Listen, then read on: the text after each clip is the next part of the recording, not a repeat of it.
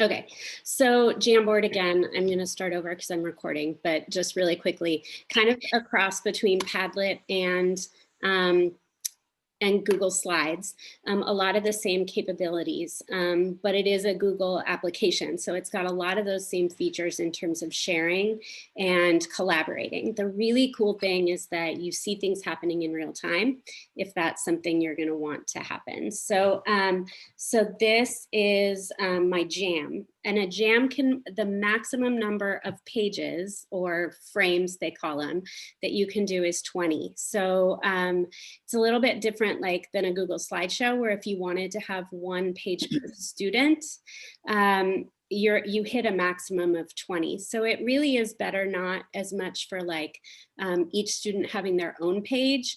It's really best for groups of students maybe collaborating with each other or adding their ideas to different things. So, so this is kind of basically what it looks like. It's got, you know, a control panel over on the side, and then it's got this cool thing up here where when you click on it, it shows you kind of like you do with Google Slides on the side, but you can insert frames in between or move frames around by dragging them here. And you can also, I think I have a slide about this later, but you can duplicate or delete them from up here as well. So that's kind of your little control panel. I accidentally went one too far. One quick acknowledgement. I just watched this amazing webinar with Cornelius Miner, who I think I've done PD inspired by him before for elementary at least, but he is like my favorite guy ever. And I just watched a workshop he was doing and he kind of said this, and I just wanted to put it out there. I want to start saying it at the beginning of every single thing is like, we're at our limit. So always approach this with kind of these questions in mind, like, you know, what are you going to take from today that you're going to think about right now? Of that, what do you see you might use like in the near future? And what are you really just filing away for later, right? Like, and so I just wanted to kind of acknowledge that because I know we're all kind of at our maximum like overload. And so I just wanted to, I just literally just threw this page in like 5 minutes ago. So there's two different ways you can use Jamboard, and you can either go to it as you do like any other Google tool. So you could go to jamboard.google.com or get to it through the waffle or through your drive. And that's kind of the web-based version of it. And then there's also an app. So if you have an iPad or your iPhone or your whatever phone, it doesn't matter. You can get the app on your phone. And unfortunately right now, a couple of the features that are pretty cool, you can only use through the app version. So like, and I'll show you what I would do in that situation. And that mostly is true about like adding things from your Google Drive. So if you wanted to upload a piece of writing or a template from your Drive, I would have to get on my phone and insert it from there, but then it'll show up on my web-based version and I could manipulate it. So I'll talk a little bit through that, but I did just want to say that there are a couple of differences between the web-based version, which is what you're looking at right now, and the app that you would use on an iPad or on like a smart board or on your phone. So I'll show you that stuff. So again, to get started, you could either, you know, all the different ways you would start any sort of Google thing, right? You could go to jamboard.google.com. You could find Jamboard under the waffle. You could go to new in your drive, and it should be under Jamboard, maybe kind of far down because, you know, there's a lot of different choices, but you should be able to find it in any of those places to create what they, you know, what you call your jam. And so that's how you get started. And if you want to go ahead and on this page, there's a couple, these are the tools. There's a pen tool.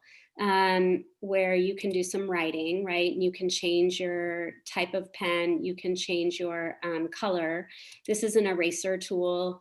This is just your like finder, you know, what's it called? Like your little cursor thing.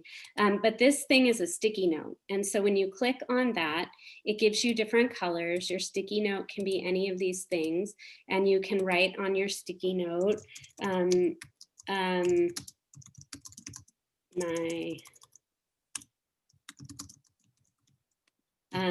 then you can save it, and it's going to pop up on the screen.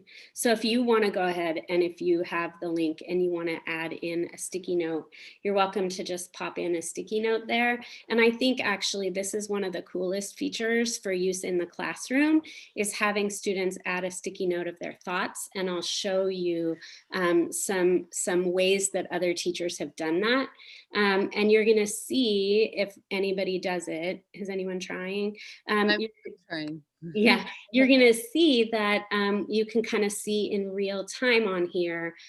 Hopefully we'll see a couple of notes pop up if anybody adds one in. So if you shared like a warm up on Google Classroom, the link to this jam in the morning, and you had a prompt in the middle, and then you had students just answer that question, or so you can just see in real time that those sticky notes will pop up on there. So the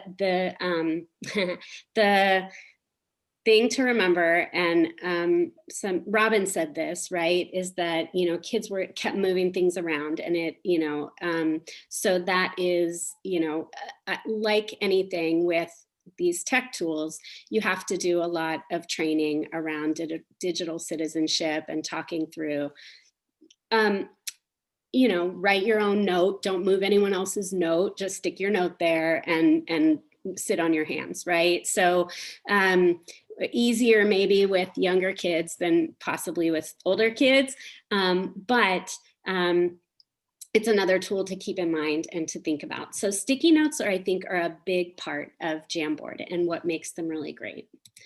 Jen, can I interrupt real quickly? Yeah. I'm on this page, and when I go to press on the sticky note, what's happening, like nothing's happening. And when can you see it moving, or is that just me? Like I'm not getting a sticky note. So this is just an image showing you the toolbar. Go all the way over to the toolbar on the, this is just an image to show the toolbar.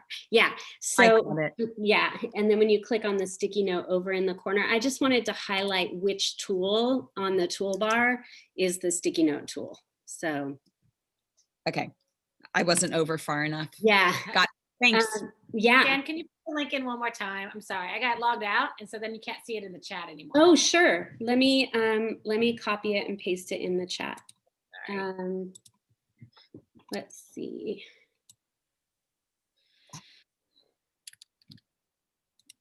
Or someone else sees it and can copy it. Yeah, there it is. Thank you. Sure. So actually I'm going to leave, again, you guys, I'm trying to kind of get used to my new system here. So I'm going to leave the chat open over here. So, so it's kind of cool. And you're going to see later on in the frames, lots of ideas of how you might use sticky notes. And there's some really cool ideas that I found from other teachers. You can change the size of it. So what is going on there? Jessica, you're doing all kinds of crazy stuff.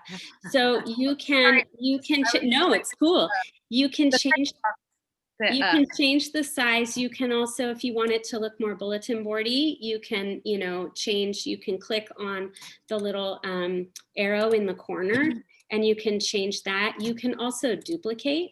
So if you wanted to make, if you wanted to make 27 slides and put names on them, before, you certainly could do that as well. And then have kids go to their own sticky note and type on the one that had their name. You could, insert a question, whatever. You can edit the sticky note once you've written it, change the color. But you will notice that this is Robin's sticky note and that I'm able to go in and change her stuff. So it really is a collaborative collaborative tool. So How do you know that's mine? Like, I can't really see whose is whose. I see your little profile picture up in the corner. And I see, maybe it's just because you're clicked on it right now, but I can see a little, when I click on mine, do you see my little profile picture? Yours, but I don't see the people's names on mine. I don't see your name, I just see your picture. Yeah, I can see yours because you're on it, Right. but that's it. Maybe it's when I'm editing it or when I'm clicked on it, I can see your little profile picture. When I click off of it, did my picture go away? Yeah. Yeah. It's So like as a student, you can't tell who wrote on what post-it. right. Yeah. There is a version history, I think, that just came out. I haven't really explored too much about, kind of like in Google Slides, there's a version history you can check. And so you might be able to see who did what, you know, for whatever purposes you need. Can you show how to use, so if I wanted to block this, right? So this is the text box down here.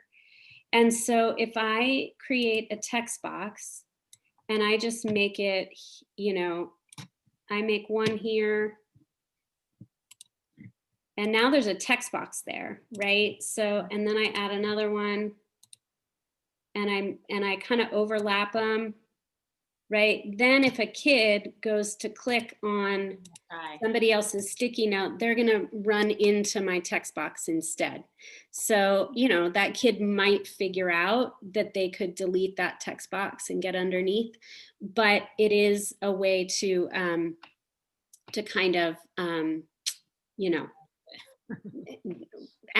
like she said, add a protective layer, especially if you're going to be typing on something else. So I'm going to go on to the next one if you guys are good with that. That's kind of the sticky note idea.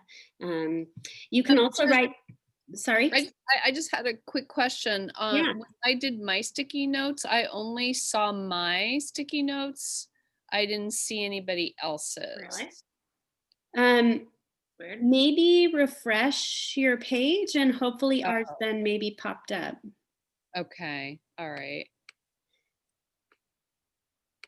All right. I go ahead. I lost everything. All I can see are your pictures now. So I have to find my way back. Oh, okay. If you re-click on the link from the chat, it should bring you back in and you should be able to see on slide or frame number 5. Hopefully you'll see those sticky notes. Okay. Oh. All right. Go ahead. Okay. I have to find my way back. All right. So you can also write directly on a board, and so that's this pen tool. So if you wanted to highlight, you know, if I wanted to highlight my wonderful 5th grade colleagues from last year, this is us right after promotion. At the end of the year, I can write directly on. So I inserted that image and then I could write on the image. So you could have students annotate or describe something on a picture. You could do a template together. So if I wanted to write and show a sample, I could either write directly on this. I, again, just took a screenshot of a template that was in my Google Drive and then uploaded, and I'll talk about inserting images in a minute. But I could write directly on it, or I could insert a little text box here. And Who did that? Nice. Who did that? Yes. Favorite island. So you guys could, you know, you could fill in a template together and then have students do one on their own, something like that. Or if you were using it for something like math, you could even do some math together, right? And then work out a problem together, you know, and then have kids show their thinking or do a math problem, or maybe you could assign a math problem to a couple kids and they could work it out together on a jam. So this is the writing tool, and like you saw, you can change colors, you can change things if you want. Some people are seeing also, they're trying out other tools. So there are those of you that are exploring, somebody found that there is a shape tool as well. So you can do shapes. If you're using the app, it actually has a really cool adaptive drawing tool. So if you're not using the web version, but you're using the app and you draw a circle, and I'll show you that in a couple minutes, it will change your messy circle into like a perfect circle. So you can kind of do some drawing. It'll even use some things like if you draw like a really rough house, it'll give you a choice of like actually a picture of a house. So it's kind of cool for that. So you can kind of see the drawing is a little, I mean, the writing is a little bit wonky. So, you know, it's not like the best for fine motor skills and stuff like that. I probably wouldn't give students something this small and ask them to handwrite words into it. But adding the text boxes or giving them nice bigger spaces would be fine. But that's like the writing tool. It's easy to add images. If you're going to add images, it gives you the same choices as when you have a Google slide. So you could upload something from your computer. If you have something on your computer that you want to, this is my lovely cropped school photo because it was so unflattering that I had to crop myself way down to like just my head. You could, when you want to add an image, you could do a Google search and search for something. You could find one on your drive or in your photos. Same as usual, you can add photos. And then the cool thing is that then you could, you know, add add anything you want to do to talk about that photo or to manipulate that photo, right? So that is kind of the photo tool. And Jessica's already like, you know, seeing that you could like label, you know, add a photo and label it. You could, all kinds of things that you could do. As for language learners, if you wanted to use images and words, they could do a matching kind of a thing, which would be really cool. You could have the images and the words, and they could do some, you know, drag things to do matching. On Google Classroom, if you assign this jam, you could make a copy for each student. It doesn't have to be collaborative. So you just like a slideshow, if you wanted to set up like a vocabulary matching kind of thing with images and words, but you wanted every student to be able to do that, you could go to your Google Classroom, find the jam just like you would a slideshow, and make a copy for each student so that they have their own version that they can manipulate. They're not all competing at the same time.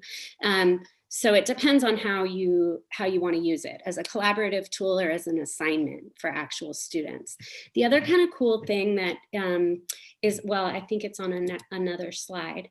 You can change the background. I'll get to that other thing I was thinking in a minute, but you can change the background. So you can have dot paper as your background. You can have lined paper. You can have grid, so kids could do really cool, like kind of a graphing kind of thing on here. And then there's some colors and things, and you can even select an image and set, just like you would on a slideshow, you can select an image to change your background. So being able to change the background kind of gives you some other options, which is pretty cool. I think I already talked about this. The best way, you know, to share a Jamboard, Google Classroom, you could add it, you know, just like you'd add a slideshow or a document, and then you'll be given the choice of, you know, students can view it, students can edit it, like they can manipulate it, but that'll mean that every single student can edit that one Jamboard, or you can make a copy for each student. So if you wanted to use it more as an assignment, you could do it that way. I think I talked about this. You can reorder, you can duplicate. Like, let's say I wanted to have another slide just like this one. It's not giving me the option now because I'm already at 20 frames. So I'm at my maximum number of frames that I can have. But if I only had 10 frames and I wanted to duplicate a frame, I could do it here. And you can reorder things right up here with this little kind of toolbar. So one cool thing is that, like, let's say I made this as a little quiz for my students, and I just took this photo because I'm doing math, I'm doing angles, and I gave them the instructions, label an obtuse angle in red. So my kids would have learned how to do this, and they would go here and they would label their obtuse angle in red, right? And they do all this stuff. I've assigned this one jam, this one frame jam as an assignment, right? As a little quick check, maybe at the end of a math lesson. And then I can assign it on Google Classroom, make a copy for each student. So it's their little quiz or quick check. And then the students can turn it in as a jam, but they can also download, save the frame as an image. Let's say there's multiple frames and you just want them to turn in this frame. They can save that frame as an image and then attach it to a Google Classroom assignment. So kids can turn in their work through this as well. So that is a cool feature for them to do. Let's see, other ways. What are all the ways you can make $1.45? So then you have your kids, you know, they can search for images. Like, let's say I find a dollar bill, and my kids can, you know, so they can start here with like $1, a quarter, 2 dimes. They can also do like, you know, and the cool thing is too that you can duplicate this image. So maybe my kids, you could say, what are 4 different ways you could make $1.45? And then the kids are finding images, or they could actually write, you know, use the writing tool to write it out in words.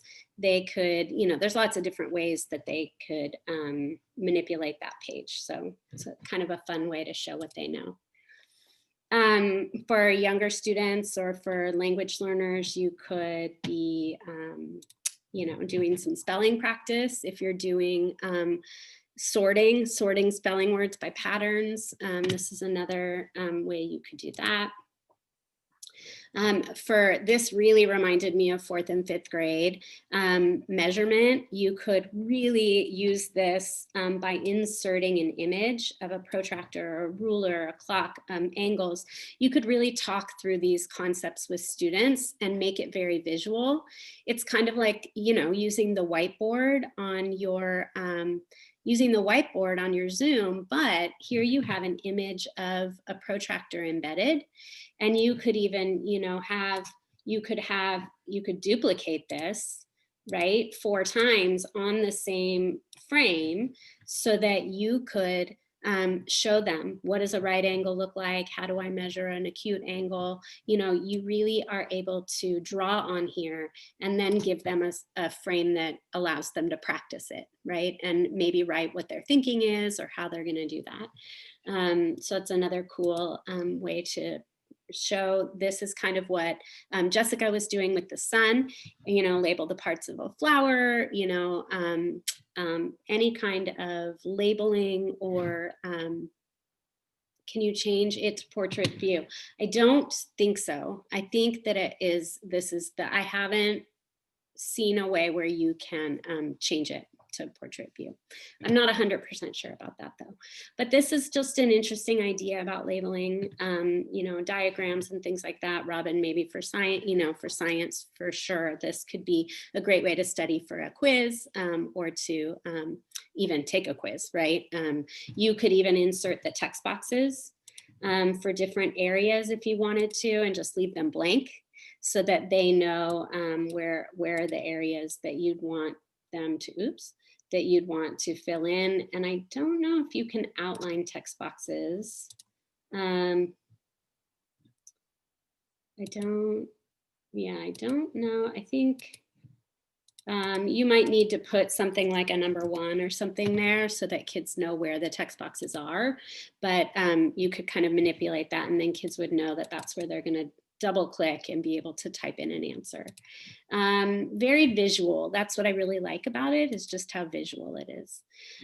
You can create it, you know, this is just a timeline. I did this one in like 2 seconds about the amendments, just to show you that like visual idea. I mean, kids could do a much better job at this than I did in a very quick time. But you could, you know, use the shape tool to put in the different points. They could do a text box or handwrite, and then insert images to go with different things on a timeline. So these are a billion ideas of kind of jams. I just called it Jams in Action. I just searched for samples of what teachers have been doing with Jamboard. And so this is just to give you kind of an idea. Lots and lots of things you'll notice with sticky notes, right? So here the teacher just drew in the 4 kind of quadrants and inserted the questions, and then allowed the students to add their answers. This is an agree or disagree, half and half. So, you know, here's the statement: adults go to work and students go to school, adults get paid, and so should students. Do you agree or disagree? So there's a really great opportunity to kind of do that kind of a thing. This is just showing your thinking in math. You know, a group could have to, I mean, I know we've done a million things like this with posters where students have to kind of show their thinking and write the steps with a math problem. So just doing that visually here. This is a fun game that you've probably played in class, Never Have I Ever. And so all the students have their name on a sticky note, and it's another fun kind of warm up that you could do in class. This changes on each frame, but you could easily duplicate all these from one frame to the next, duplicate this whole frame template, and then all you're changing is the question in the middle. And then you have a quick game where you play 5 different things in the morning, where it's like, never have I ever. Here's one on the environment, thoughts about protecting the environment. Just the sticky note element is really used a lot. Here is feedback. This was from a music class. So this could be really helpful after students present, or if they read each other's essays.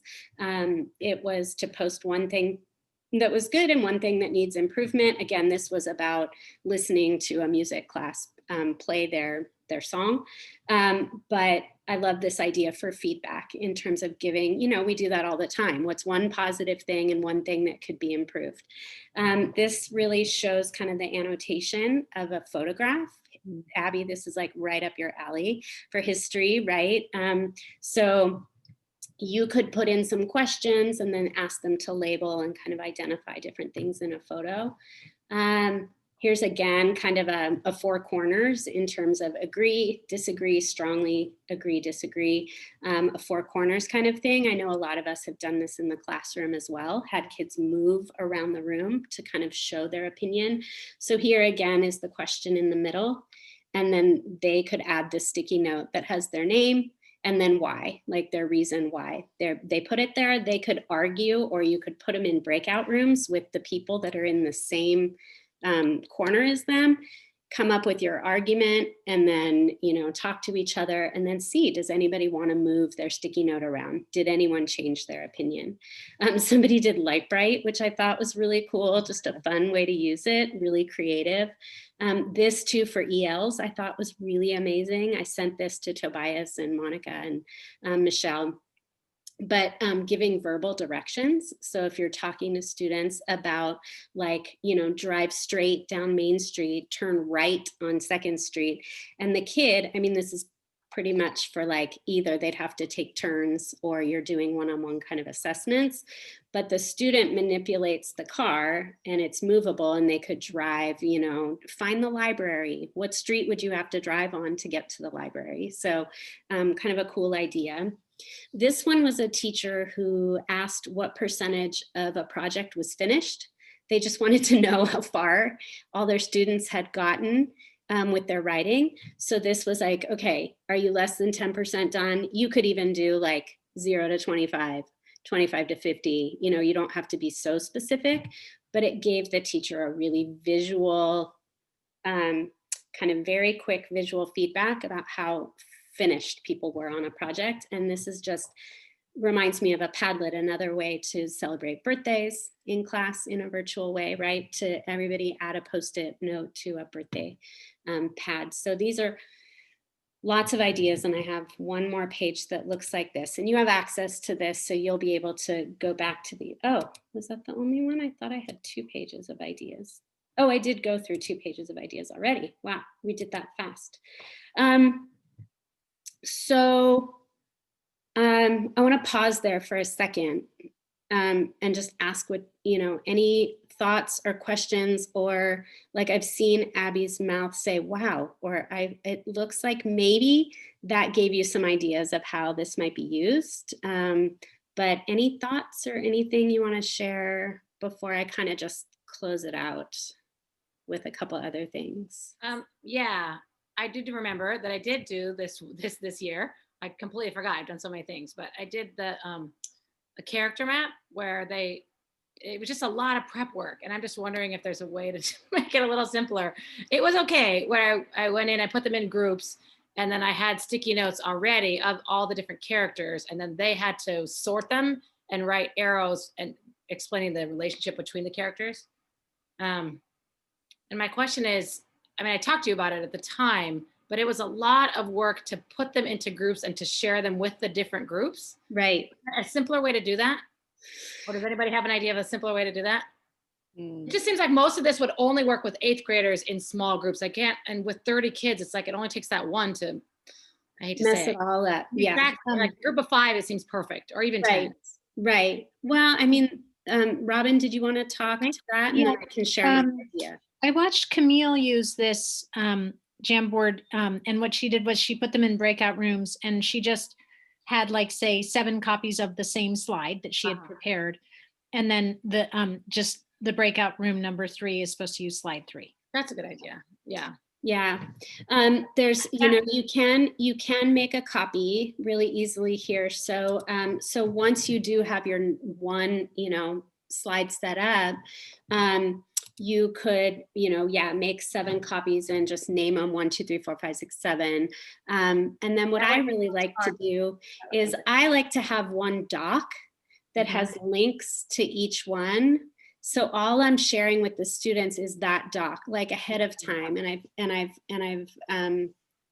do this all the time where, so I grab the link from here, right? And I just say Jamboard 1, Jamboard 2, Jamboard 3, So much better. and I do the links there. Because I shared it, and then I typed in all of their addresses. 60 Yeah, no, I wouldn't do that. I mean, I would maybe, if you're concerned about kids messing up each other's stuff, I would maybe go in here and just share this with the 5 kids that, you know, so that if a kid from group 7 tries to go into group 5's, they can't get in, right? Because they don't have access.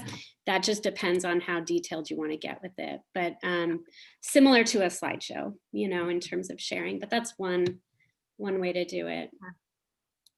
Oh, I had another question, of course. How do you move that car on that activity? How do you make something movable that's not a Post-it? So, so this is just they did insert an image. And you can move any image. You just move any image. So all of these are images. Oh, yeah. Oops, Okay. Oops. You could just click on it. Yeah, all of these are just images. So you could just drive that little car around. I mean, and you could actually, because it has this little thing, if you wanted, your kids could turn the car, you know, to go down the next street, or they could just, you know, kind of drive sideways. But yeah, you should be able to just drag that around. I can look at I'm on it. See if I can. But this is why you probably wouldn't want to have 10 kids. Right, everyone's going to be moving all of them. Right. I mean, I would, if I was doing something like this, I would probably do it as a one-on-one assessment with kids, or as, like, you know, somebody's turn, you know, like it's so-and-so's turn or whatever, you know. Okay, I just wanted to show you really quickly how the Jamboard app works. because right now, unfortunately, like there's nothing here, nowhere where I can integrate something from my Google Drive, which to me is kind of a flaw of the web-based version. But the workaround is that I have the app on my phone. And if you had an iPad too, you know, you could get it there. And so I have that. Can you guys see? Can you guys see me at all? Yeah. Or just my screen? You can. So I have the app on my phone, and it just, when you open it, it's got all my little jams in there, right? Just like docs or slideshows. So I'm going to open the one from today, and I'm going to go to this slide that we're on. And what I can do is we're on slide 19. So I just have to kind of click through to get there. And then there is there's a little button down at the bottom, and I can click. When I click on the plus, I'm going to show you guys. It looks like that down at the bottom. And do you see the plus? A little bit. A little bit. Kind of. Kind of. So when I click on the plus, I can either add images, or it says drive content. So you can see right there, it says drive content. So on my phone, I can go to my drive, and I can pick something from my drive. And let's say I want to add, I have this, my social justice word wall. I don't know, it's like the first thing that came up. And what you're gonna notice here, you just saw it come up on, did you see it come up? So I added that from my drive through,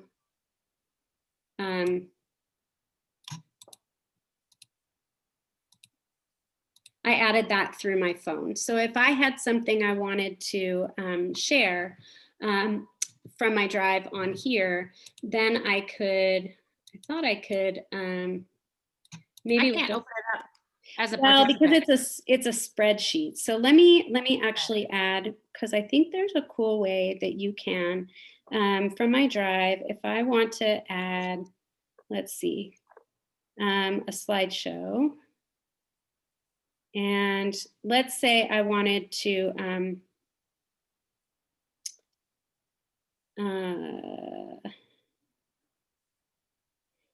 let's say I wanted to, here I added a slideshow. Now I haven't really played around with this too much, but here's my slideshow. I think you should be able to.